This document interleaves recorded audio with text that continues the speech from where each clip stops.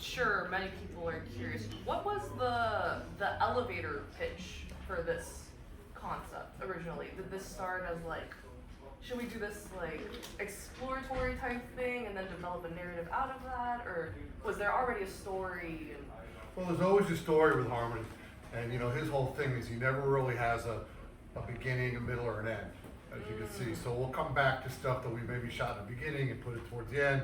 So it's always that, exploring as it comes along. And especially experimenting with a medium like this, it's pretty crazy. We actually built the camera, that was shooting infrared and thermal. So we didn't even know what we were doing in the beginning. We tested the camera for a long time trying to figure out how to get the right effect to it. I think the coolest thing about it also is that, actually everything gets shot on camera from beginning to the end. And all the visual enhancements, a lot of that stuff gets done in post. So most everything you see is being shot. So, now that being said, all of this was shot in Miami. Everything was done with local talent.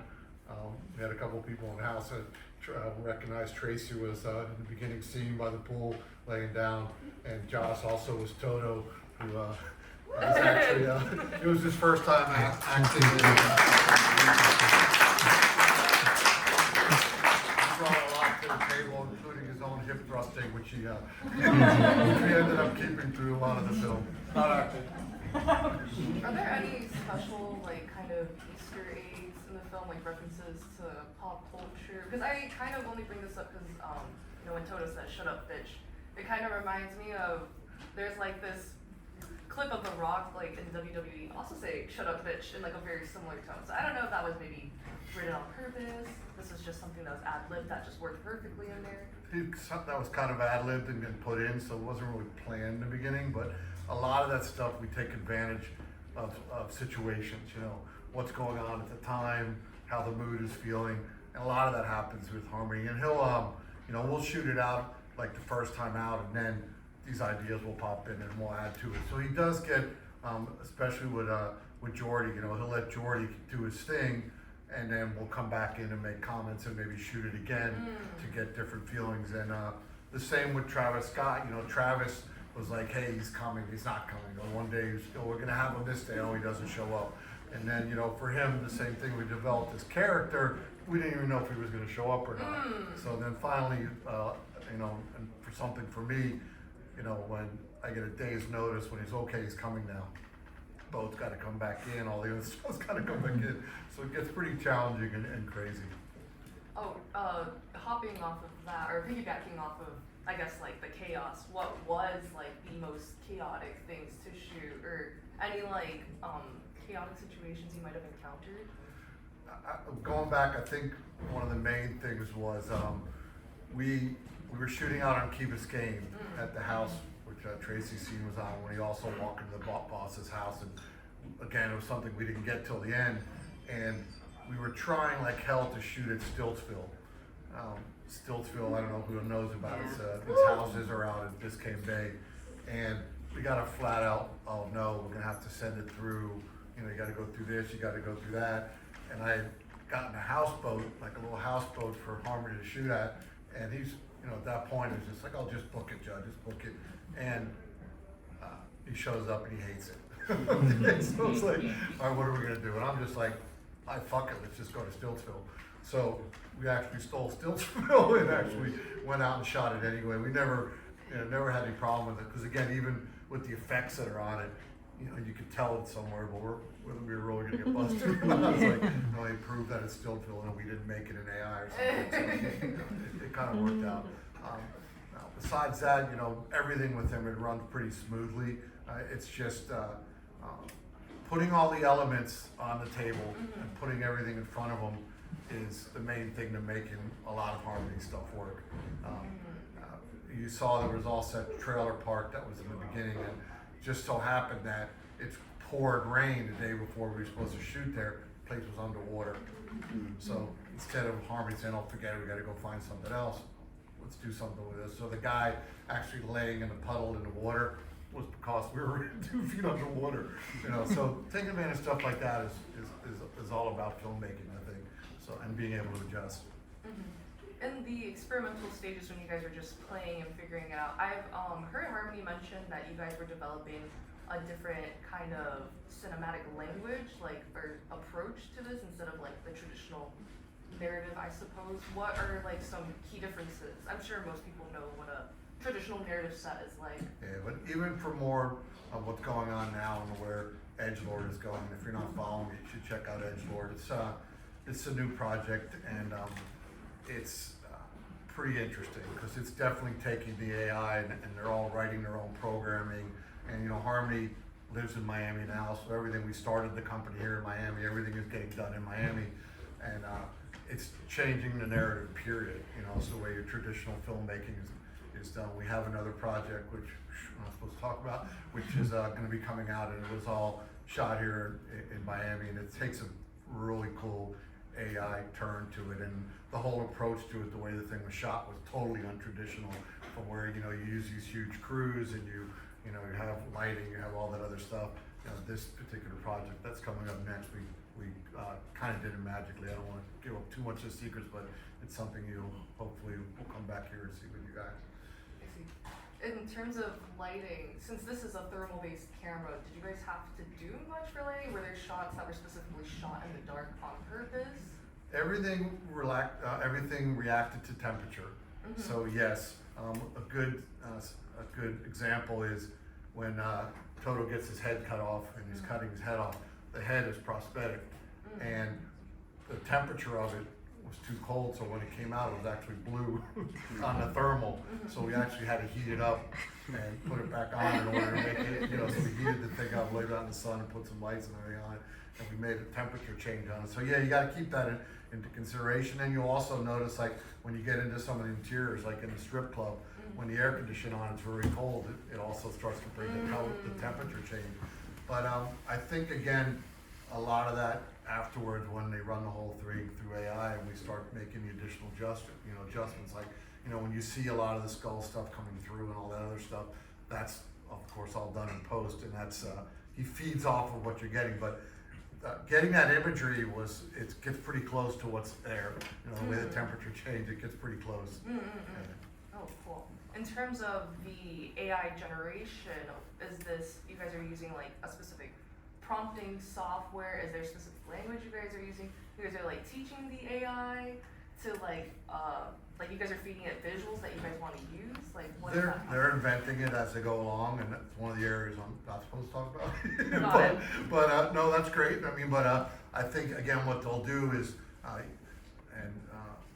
my nephew actually started working for the company. Josh, right there, he started working for the company. He's one of them computer guys, Astoria, went to school, and it's amazing what those guys have all been doing. So they're taking that younger generation and coming back in there and rewriting the rules. So, and they know more about the programming than I do. I'm still old school, so I'll get you a boat to go out in the water. I'll put the cameras together. But the AI is not all in my bag yet. So, but interesting. Is that what excites you in this like new revolution, like this Yeah, it does. unstoppable movement? Yeah, it does. And it excites me, but it's also that, it's like you're opening up Pandora's box, and you don't know really what's coming out next. And it is kind of interesting, but on the same note, if not managed properly, it can be scary. So I remember when we first were actually scouting for another project, and Harmony and the whole crew, and me and Hostetter, who was the art director, we're like old school. So we're in the back of the truck, we're listening to all that conversation. And it's the same thing when they're talking about all that, and I say, Harvey, doesn't it scare you? He goes, no, it doesn't really scare us. It's more like, we're inventing this, and I'd rather be the guys that are out there inventing it than following other footsteps. So to me, that all made sense, and it has my support. I see. So why did you guys choose to remain in Miami for shooting this production and to continue to develop your respective creative collectives and production houses? Well, thank God that's all in Harmony. He lives here now, and he believes in this community, and he wants to work here. Especially for the film project. Because after he's worked on, he did Spring Breakers here. We did Beach Bum, and then a bunch of the small shorts, and he did something for Guess. All that stuff shot here in Dade County. We've actually, got a pretty good production family together. So, knock on wood, I'm not arguing about that. So we can do that. The other thing we all need to fight for is those film incentives. You know, Yes. if you're gonna vote next time you wanna holler out, they make a difference. You know, that's why, you know, Atlanta stole a lot of our business away, is because we don't have these incentives. So Broward County starting with them, Dade County starting with them. So if you're all into that and you're into voicing your opinion, stay on that, because it's gonna make a difference. Well, for those of you that happen to read a little bit about Judd before coming, you've been in this industry for about 3 decades. What are like some great things that you've seen in the industry, things that are coming, or like you could foresee? What are some things that you miss back in the day, kind of thing, that is like kind of lost with the new modernization and everything?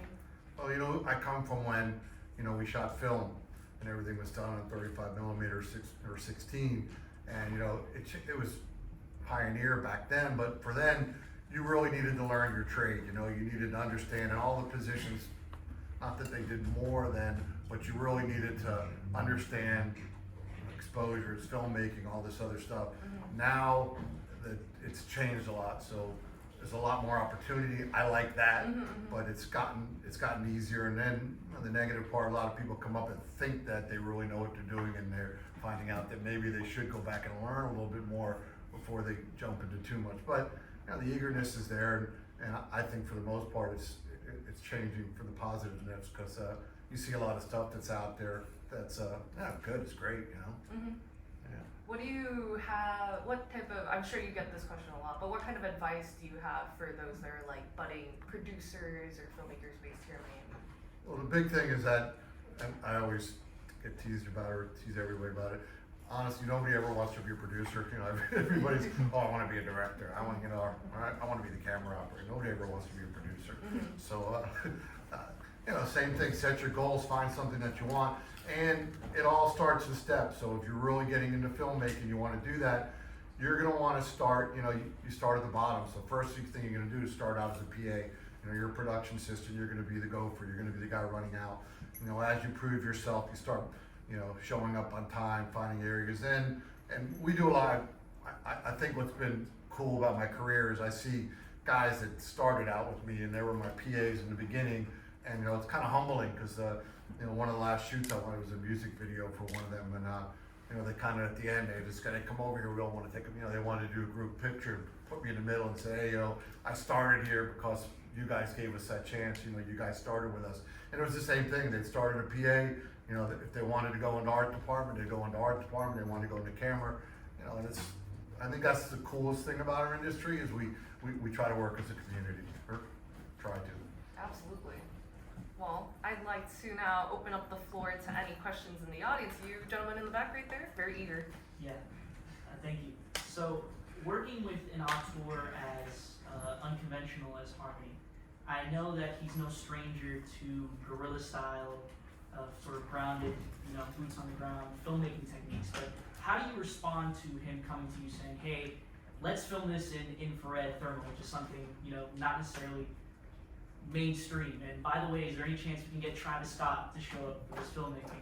I mean, for a day on film. Is there any concerns during production where you're kind of worried about what the full scope of the film will look like? Or is it just about getting the right tools and resources in Harmony's hands so he can just finish that product and have complete faith in what he's going to accomplish? Sure, I think that's a good question. And I think, yes, the way that works with him is, you know, Harmony's got his own mind working in there. This shit's crazy. Shit'll pop up as we're moving along and say, oh, maybe we should try this, you know, maybe we should try this, or hey, Judd, I can get Travis Scott. And I'm like, we've already started shooting, we've already been scripted, and now, okay, we're gonna put in Travis Scott. You know, so stuff like that. But I think that's amazing, you know, especially when you can do being so spontaneous about it. It adds that edge to it, you know. And like I said, a lot of his stuff, like you know, even when he's working with James Franco or somebody like that, he'll bring them out. I don't know if you've seen Spring Breakers, but you know, like the whole scene, like in when they're jumping up on top of the bed and all that, and you know, and he's doing his line. He let him just go, you know. And he did the same thing with Matthew McConaughey. He'll get it all started, and then he'll let him go, and then reels him back in to make sure that he gets what he wants. But he knows what he wants for most of the part, and you can't knock it if it's guerrilla style. And I think for you guys now, it's more and more like that. You know, learn your trade, and you know, main thing is have that eye, make sure and set goals what makes sense to you, and then go for it, man. Thank you. Yeah. How much do they cost to produce create the cameras? And do you have any mishaps on set? You know, the camera damage, or there's a lot of action, a lot of shots of the car and everything. Did anything ever go down? No, we actually made it with, we did a combination of some standard cameras, and we changed the,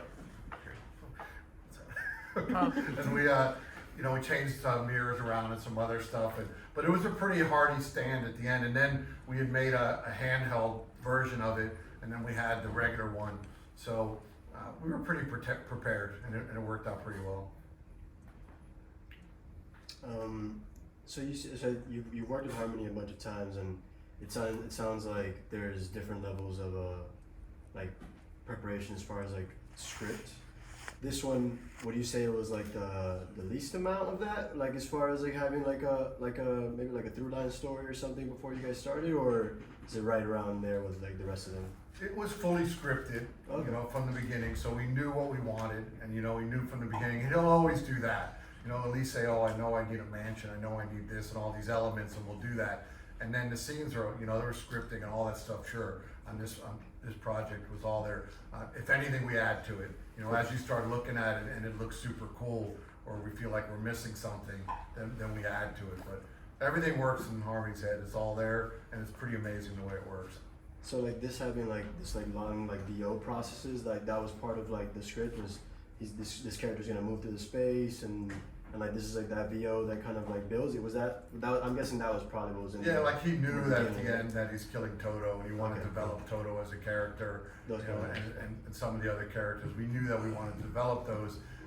Problem is that when you start shooting it all, it looks so fucking cool. It's like, you know, sometimes it feels like it runs on, but you know, it just visually it just works so well for us. We just kept going with it, you know. Like, Go ahead. So it's a movie as unconventional as this one. I find it interesting that you chose to premiere at a conventional setting like Venice. And then also comparing that to like the experimental sort of rollout and like the parties that he was having, or at least the boiler room thing he had here. And he like played part of the movie, and that was like a new way of screening it. I was just curious about the thinking going into taking it to Venice. Was that like scary? Were there like certain like risks that you had to assume? You know, normally the way it works is you submit to a lot of film festivals and you see what you want. And Harmony's reputation, everything in Europe is huge, so they love him. But getting back to, you know, this multimedia where, you know, they're actually using Arabic as DJ and they're DJing parties and showing the visuals. That's why Harmony's not with us today, because he's in England and they're doing one of these shows. So now, and I think it's going to be the wave of where the company's heading to, because it's so multimedia right now. You know, Josh can also attest to that. They like work on gaming as well as, you know, product development, like even the horns and the head. We're selling those as gaming products. So, you know, it's kind of, it immerses everybody into a one goal, but yes, pretty cool. Sorry, go ahead. Hey, two-parter. Did you ever have a moment where you had to say no to something during this production? And second question, do you have a favorite character? For me, as a producer, I very rarely like to say no, and I think that's probably why I've been successful. And for me, if there's not a way to do it, it makes me more excited that I want to do it or find out how I'm going to do it. You know, prime example was the Stiltsville thing. You know, and I want to make Harmony happy for the most part of it, or whoever your director is at that point. You want to be able to give them what they want, and in order to move in. I'm sorry, what was the other? Oh, character. Do you have a favorite character, favorite moment of the production? In the movie, I love this guy, man, because he's, you know, he was just awesome what he brought to the table. You know, again, the acting thing was pretty new for him, but he did it, and he really helped his character, and I think it was pretty fun. It was a lot of fun. Going back to like the video game and where this production's going, I felt like watching this felt like watching a video game in a way. like the moments, it just felt, I don't play video games, but the times that he has, for example, like watching the storyline is really interesting, and I felt like that was happening. Was that intentional when he was writing the script? Was that like something that he was inspired by? On this one, probably not feeling as much video gaming, Yeah. but all the stuff that, and where Edgelord is heading right now is exactly what you're saying. It's gonna be more multimedia, to where, yeah, hey, you could be playing a game, or it okay. feels like a game, and then, Yeah. you know, you're developing it farther. So it's not just that you're gaming, but, you know, maybe you're watching a movie, or maybe you're liking the product that, you know, the horns or something like that, and you're gonna wanna purchase it. And then bringing the music side into it, you know, again, I think that's pretty brilliant when, you know, now you can see how to, if you have a show that looks this unique, and you can now DJ to it, do a boiler room party, and bring the younger people back in. I think that's probably more for Harmony, where he's targeting more than anything, is this younger generation. And, you know, hey, I get it, you know, I'm old school, and I'll go sit here and go watch a long movie like this, but, you know, a lot of this younger generation, you want to look at something for a minute, you know, or you look at it for 3 minutes and you're bored, or maybe you'll watch it on a YouTube channel and you'll watch an extended version. But you know, I think, yeah, he wants to tap into that, and I think it's probably going to be the future of filmmaking. Definitely. Yeah. Sorry, just Yeah. yeah. At FilmGate, we're also about the intersection of like new story mediums that would help with storytelling. I think that, so it seems Harmony is very much in line with that, and like the intersection of the different media is just super cool. Yeah. And it's like kind of culminate with the birthplace of it. Maybe one day. Take your question. Sorry, go ahead. Would you say that he has like, do you know if he has like any specific goals, or like would you say he just goes straight into it and just does with it, like does whatever he feels? In what? In like a particular project, or? Yes, in any project that he does. Yeah, he always Like, he always puts his effort into. he always has a goal of what he wants to achieve from it, and then again, it's just, I think he's been super influenced by, he's got a younger daughter, you know, and watching that, and, you know, saying a lot of stuff that's like pretty fucked up. He loves to explore that, and if it makes you feel a little uncomfortable, it makes you feel funny about it, sure, we want to watch it, you know, or we want to do something about it.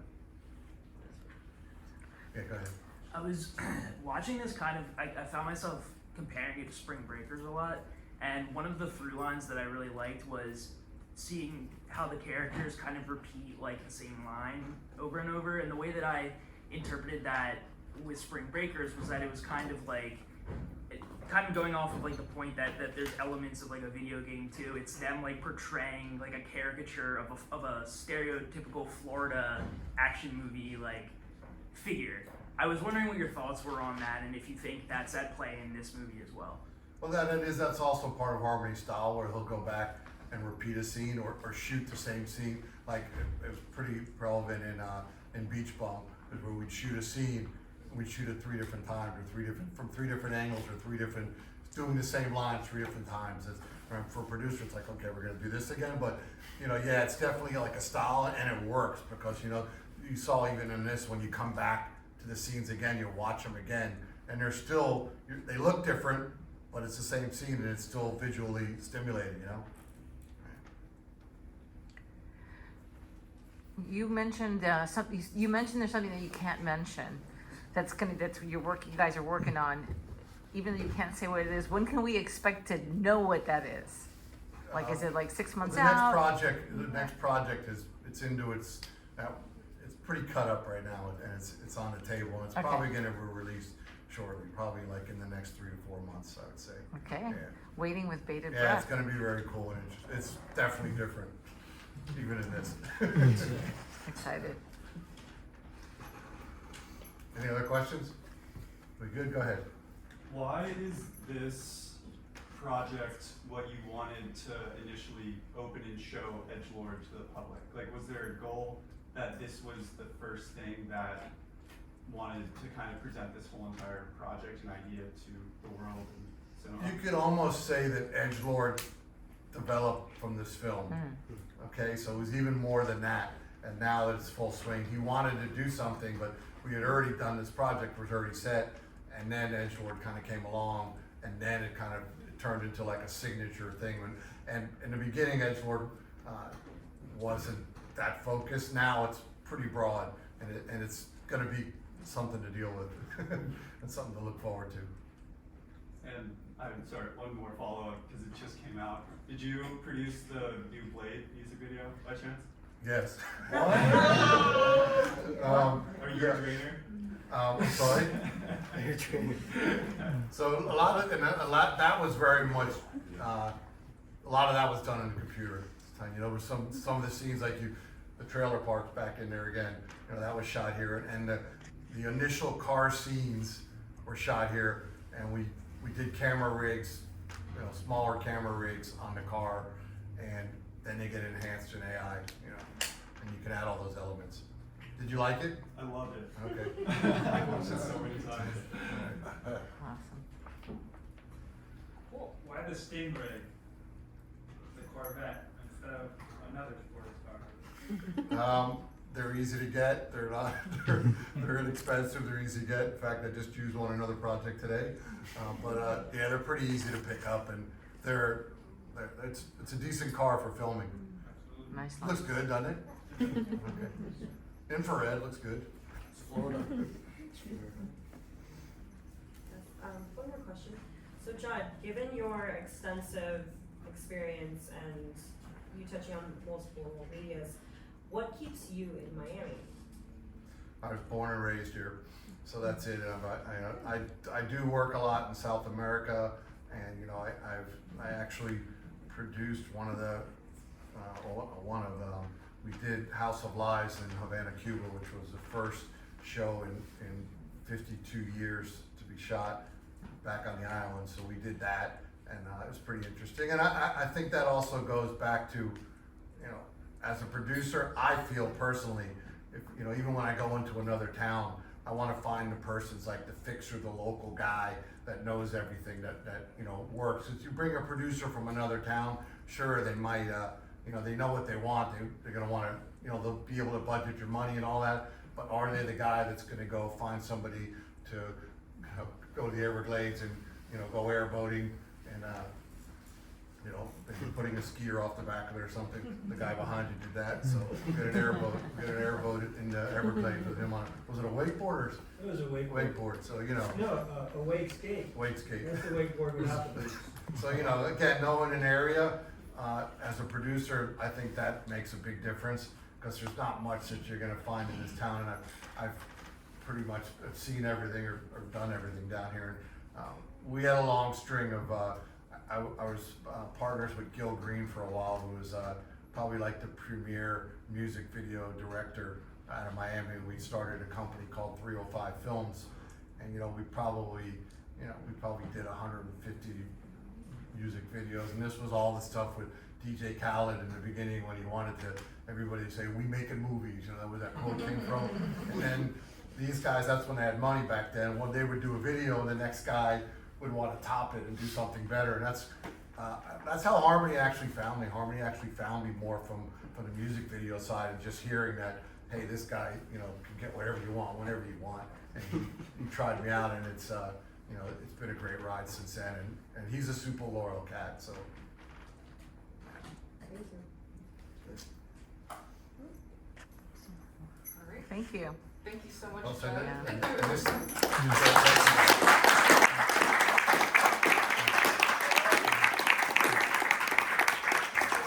last thing in closing, you guys have something really great here with O Cinema. You know, it's a local. I remember this. I was in court one day, and this actually used to be a courtroom. They're doing great things in FilmGate as well. You know, they're into helping out local filmmakers and giving them a platform to do something. So anytime you can support them, please do, and keep a lookout for us. Yeah. Thank you.